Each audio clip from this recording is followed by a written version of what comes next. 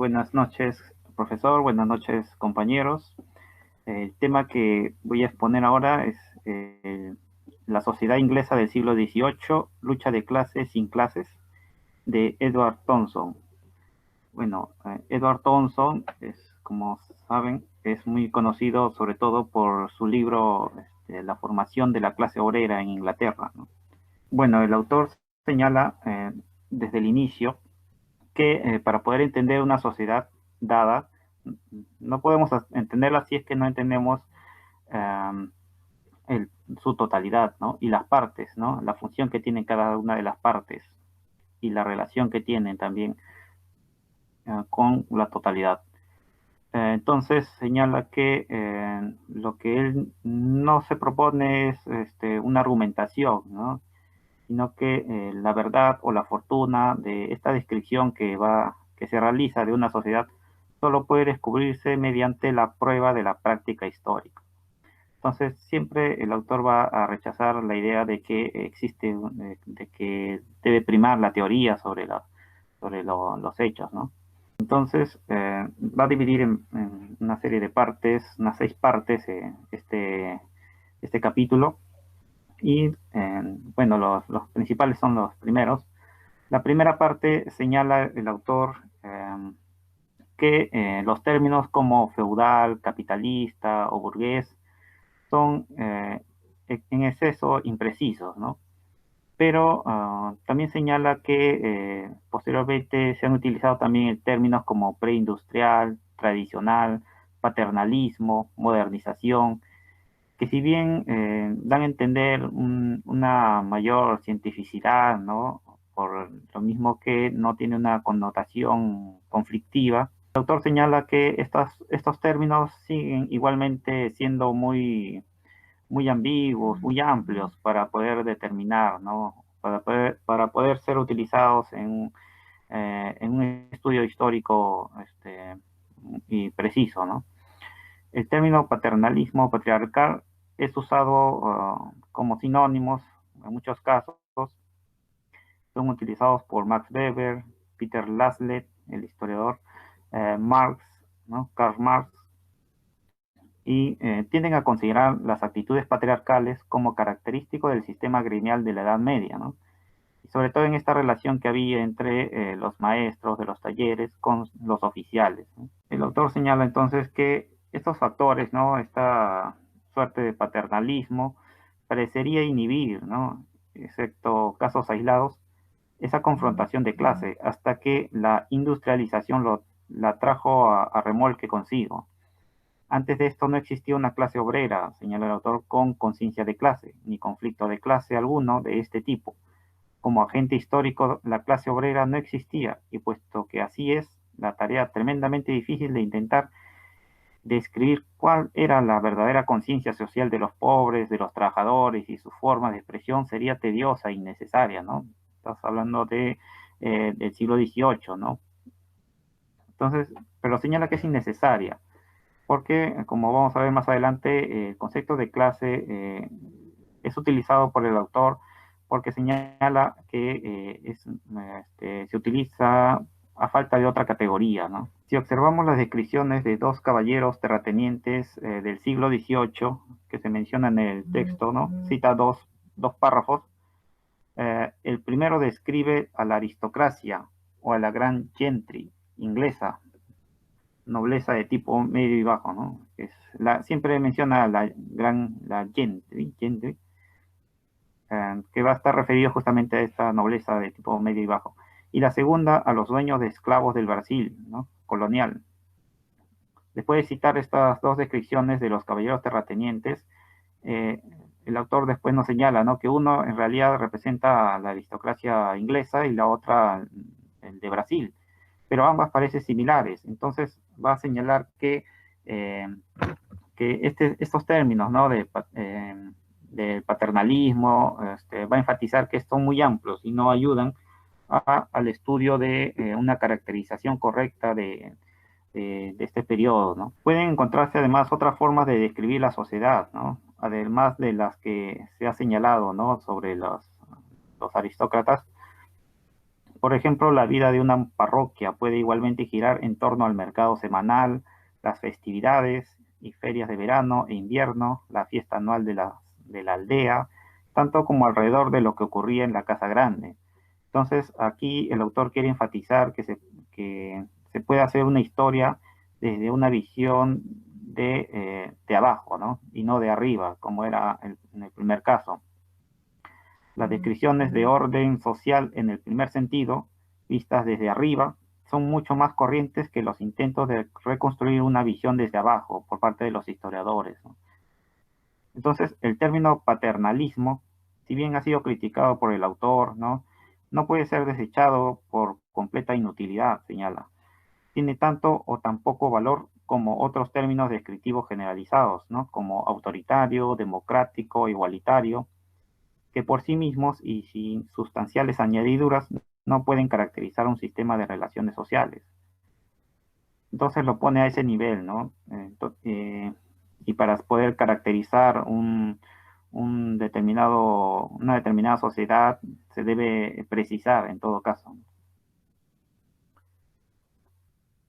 En cuanto a la segunda parte, si observamos la expresión institucional de las relaciones sociales, en cambio, nos dice el autor, esta sociedad parece ofrecer pocos rasgos auténticamente paternalistas. Lo primero que notamos en ella es la importancia del dinero, ¿no? La gentry, ¿no? La nobleza terrateniente se clasifica no por nacimiento u otras distinciones de estatus, sino por sus rentas.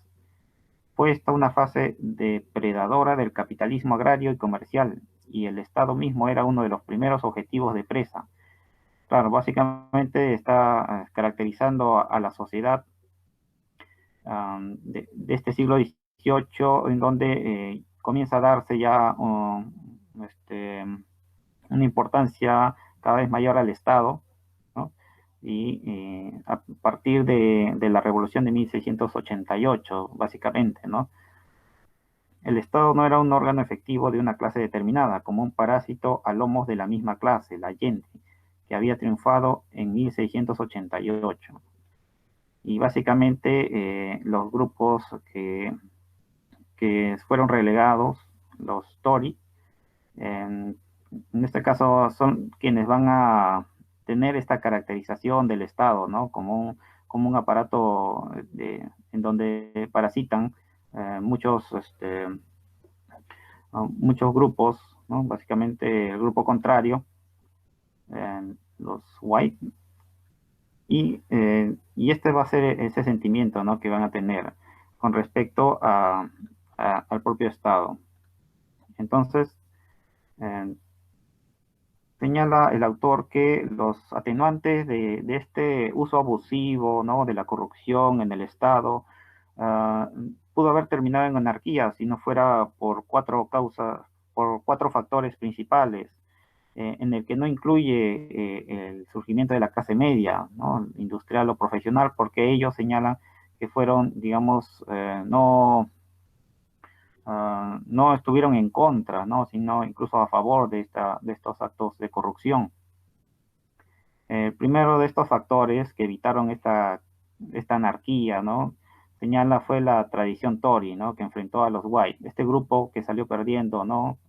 Dentro de la revolución mencionada de 1688, se enfrentó a los White, que fue el grupo que salió ganando, ¿no? En esta revolución. Otro factor importante fue el incremento de la prensa, ¿no? Cada vez, y esto, su influencia aumentaba a la medida que el analfabetismo se reducía. También la importancia de la ley, ¿no? De la propia ley que permitió limitar, ¿no? Los excesos de los white, sobre todo el derecho civil, ¿no? Que daba ciertos límites y una defensa a la propiedad. Y finalmente la omnipresente resistencia de la multitud, ¿no? De los pobladores.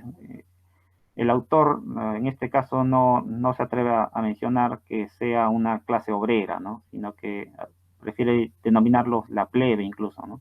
La plebe o la multitud, ¿no? Entonces, en la siguiente parte, el autor va a señalar que tiene más interés en las implicaciones teóricas que tiene, ¿no?, la formación histórica de las relaciones entre esta nobleza, ¿no?, la gentry, y la multitud, para el estudio de la lucha de clases.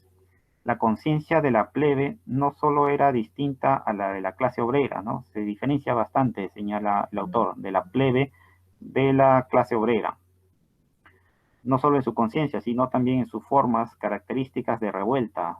En este caso, la plebe utilizaba la tradición anónima, ¿no?, el contrateatro, que era este ridículo o ultraje de los símbolos de autoridad, la acción rápida, ¿no? Estas revueltas eran muy rápidas y directas, ¿no?, a diferencia de lo que ocurría con la clase industrial, la clase obrera industrial.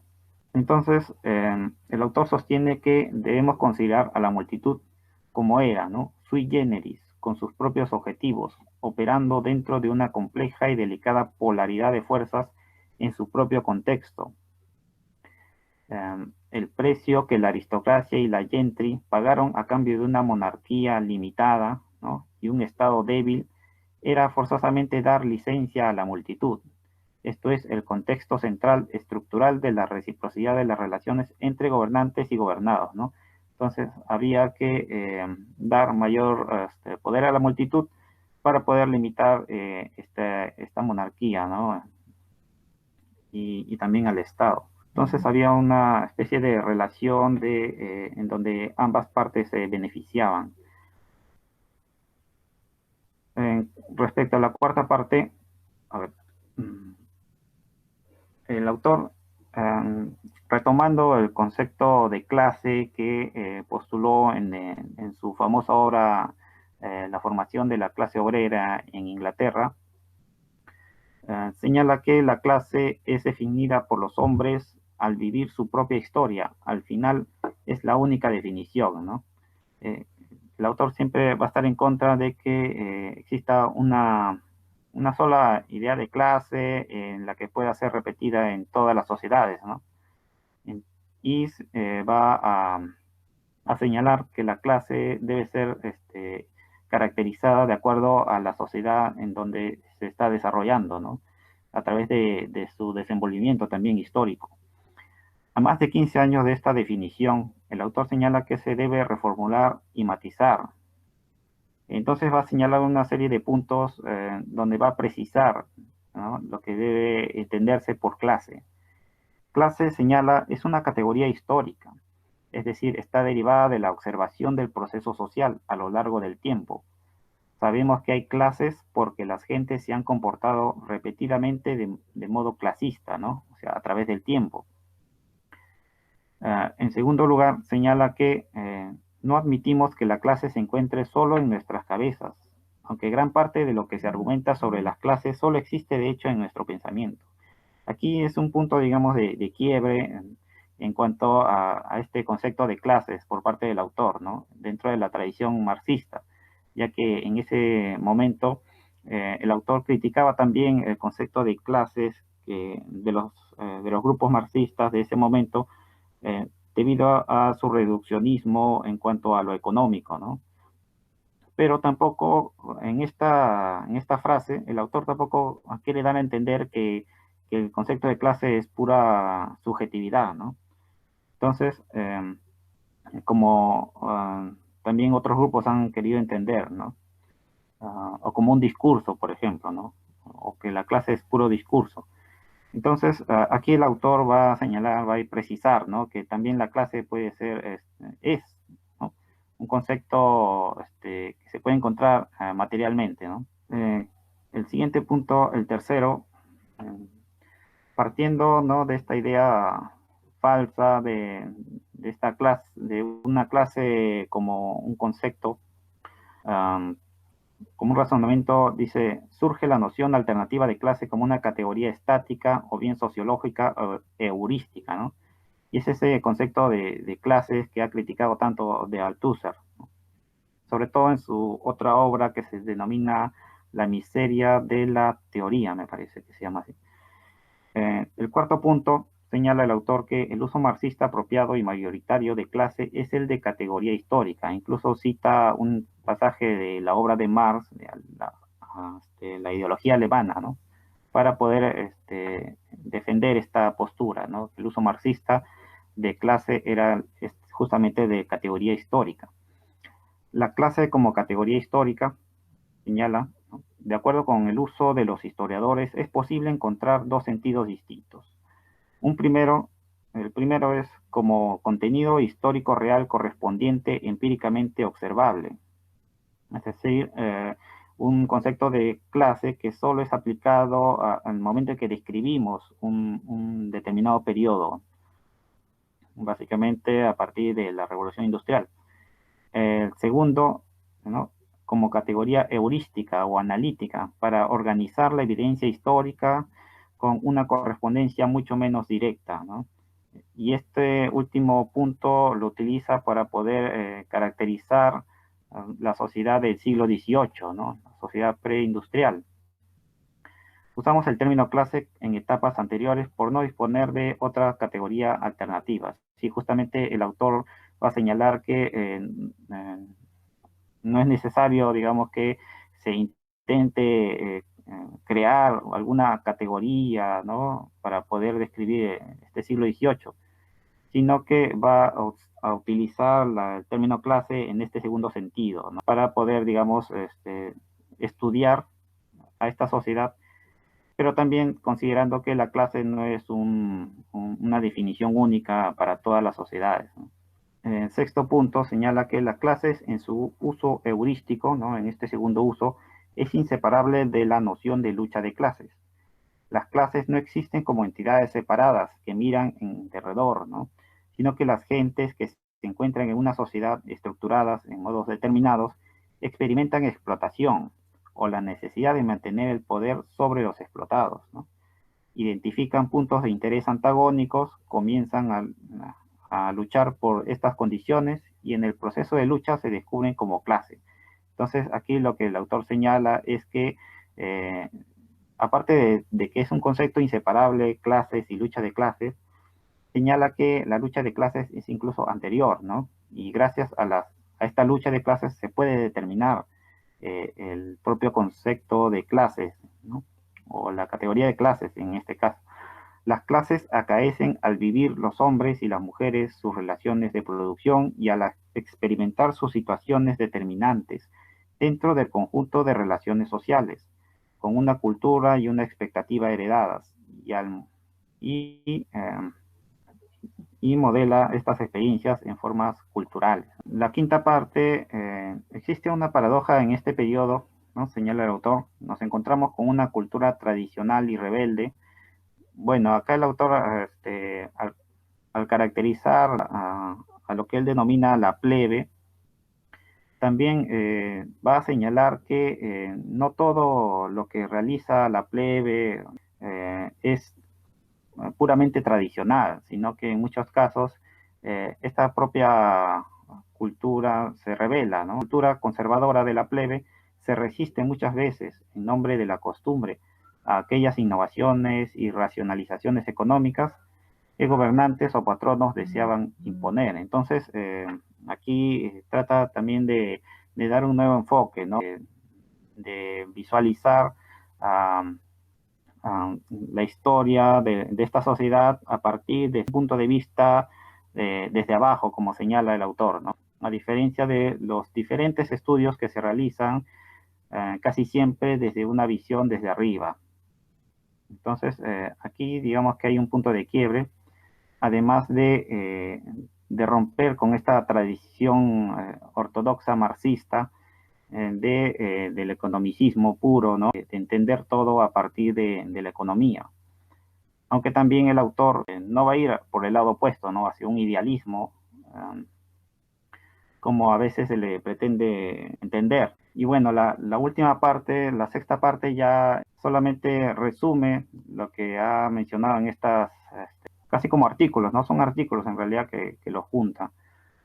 Y va a señalar que este concepto de clases en el siglo XVIII ya, ya es posible, ¿no? Poder visualizarlos a pesar de que mayormente se ha estudiado la clase a partir de la revolución industrial, ¿no? Con el movimiento obrero, obrero industrial.